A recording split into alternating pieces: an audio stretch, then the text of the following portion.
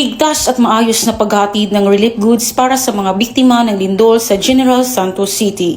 Nagsagawa ng security at coordination activities ang mga tauhan ng Regional Maritime Unit 11 sa pangunguna ni Police Colonel Melvin L. Laguros upang matiyak ang ligtas, maayos at mabilis na paghatid ng mga relief goods para sa mga biktima ng 7.8 magnitude na lindol sa General Santos City. Noong ika-14 ng Hunyo taong kasalukuyan bandang alas 8 ng umaga, nagtungo ang mga personnel ng RMU 11 sa SM Eculan, Matina Aplay, Davao City bilang bahagi ng Humanitarian Assistance Operation para sa mga lugar na naapektuhan ng kalamidad. Ang mga ayuda ay isinakay sa 5 wing van at isang man truck ng PNP Maritime Group na naglalaman ng humigit kumulang 3,333 kahon ng tubig. Matagumpay na naisakay at naihatid ang mga relief goods mula Davao City patungong General Santos City sa pamamagitan ng mahigpit na seguridad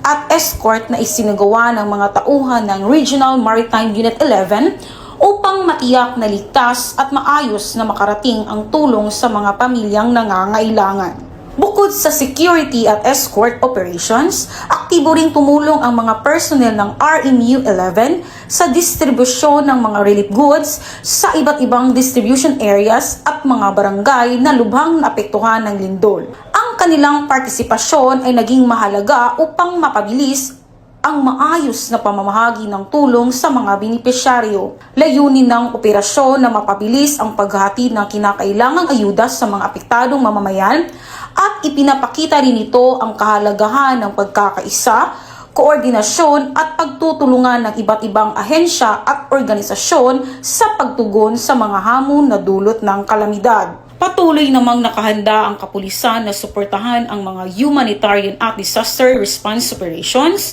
bilang bahagi ng kanilang tungkuling maglingkod at magprotekta sa mamayan sa panahon ng sakuna. Mula rito sa Davao del Sur Maritime Police Station, Regional Maritime Unit 11, ako ang inyong PNN correspondent, Patrolwoman Saravem Batumalaki, alagad ng batas, tagapag-ulat ng Balitang Pulis. Ito ang bagong PNP para sa bagong Pilipinas. Serbisyong mabilis, tapat at nararamdaman.